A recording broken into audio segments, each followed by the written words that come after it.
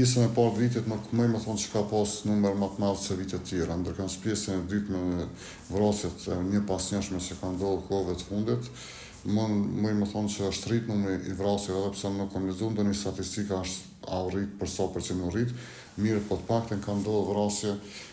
vrasje që kanë qenë më të rënda se vitet e kaluara dhe kanë ndodhur vrasje të një pas njëshme që me të vërtetë kanë tronditur edhe opinionin, por edhe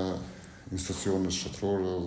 edhe neve si avokat, sepse kanë qenë vrasje të rënda, kanë qenë motive të donta, edhe kanë qenë disa vrasje që nuk kanë ndodhur më herët në Kosovë. Ajo që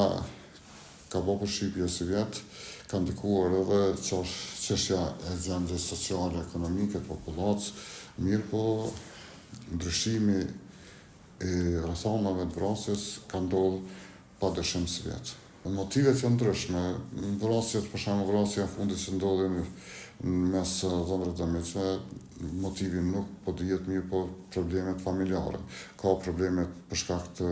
fajdeve që kanë ndodhur, për shkak të borxheve, obligimeve ndryshme, si vjet kanë qenë më të theksuara vrasjet për motive pasurore, por edhe vrasjet për motive xhelozie, se në vitet e kaluara. Sa ka vepruar institucionet e drejtësisë në këtë aspekt? Në këtë vetë kemi pasur vrasje ku të akuzuarit nuk janë dorëzuar se zakonisht në polici, por janë arratis. Institucionet mund të them që kanë qenë aktive për shkak se 2 vrasjeve që kanë qenë personat në arrati janë arrestuar, mandje një vrasje në bazë të bashkëpunimit ndërkombëtar që ka ndodhur, i dyshuari është arrestuar në Britani të Madhe, dhe kështu nuk mund të thonë që s'kanë qenë të angazhuar prokuria dhe policia sa i përket zbulimit të vrasjeve dhe kapjes së autorëve. Mi po nuk do të harruar faktin se ka pasur edhe vrasje nga anëtarët po mendoj anëtarët e gjithë familjes, mes kusheve, siç është rasti i vrasjes në domisë të Portojevës, edhe që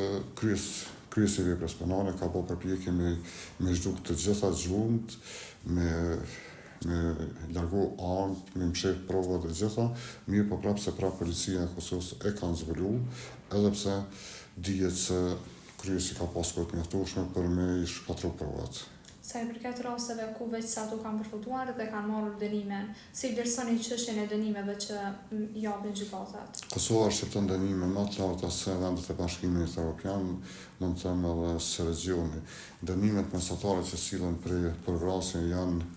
për vrasje të kryera me dashur, janë prej 15 deri në 25 janë në standard, mirë po ka shumë dënime të shqiptuara me dënime të përjashme, me 25 vjet dhe më shumë, ndërkas për vrasje ku mungon ose dashje ose ka ndonjë rrethon që përgjithson përjashton përgjegjësinë penale, ato zakonisht dënimet shkojnë në 15 vite dhe që minimumi i shqiptimit të atyre dënimeve është 5 vite. Mund të them që se përket dënimeve nuk janë dënime të ulta, mirë po çështjet penale nuk mundën me ndalë kriminalitetin dhe shoqëria kosovare duhet të gjejë forma tjera alternative që t'ia bëjnë me dije qytetarët e Kosovës që vrasja është vepra me anë penale dhe me vrasje nuk zgjidhen problemet, por vetëm shkaktohen probleme edhe më të mëdha edhe për vrasjen, por edhe për familjen që i vrahet anëtari i familjes. Dhe kjo duhet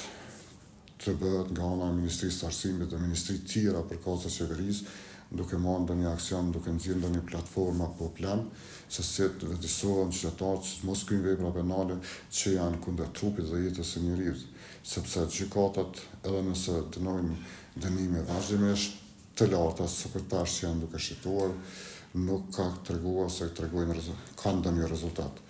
Nuk mundet sanksioni penal dënimi me eduku masën. Masën qytetarët janë përgjegjës institucionet me eduku. Sa përket disa rasteve që kanë ndodhur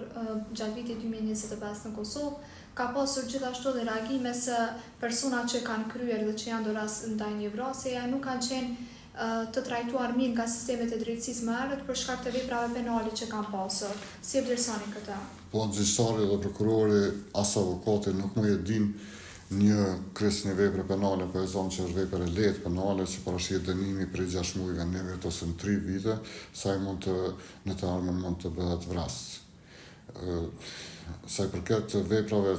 caktume penale, ose ka pas vepra penale lëndime të lehta, trupore, vjedhje të rëndëmta, se shpesh që dalin i ka 20 vepra në procedurë, për të cilat mundet më liru më mbrojtë në liri, mundet me bë marrëveshje ose me shku në ndërmjetësim, ndërkaq vepra pasuese ndodh vrasje, që nuk e ka ndonjë ndërlidhmëri me veprat që ka pas në procedurë. Megjithatë, ka raste kur edhe veprat penale që janë të natyrave të rënda nuk janë ndëshku, dhe pastaj kryesi i veprës penale duke menduar se është i fortë, kryen edhe veprën penale të vrasjes, kryen veprën penale të grabitjes, zonime e kështu me radhë. Në këto pika nuk ka pas shumë raste në Kosovë që një kryesi një vepre të rëndë penale, për shkak që është mbrojtur nga liria, ka vrarë ndonjë person më tepër, ka pas persona që kanë pas shumë vepra, por që natyra e tyre veprave është klasifikuar dhe kanë bërë pjesë në grupin e veprave penale që janë më të lehta.